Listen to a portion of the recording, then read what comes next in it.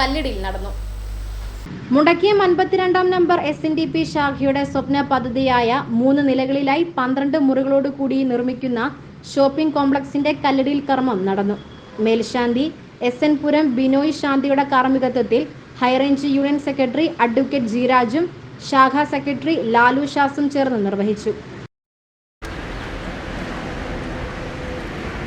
ഓം ശ്രീനാരായണ പരമഗുരവേ നമഃ. ഓം ശ്രീനാരായണ പരമഗുരവേ നമഃ.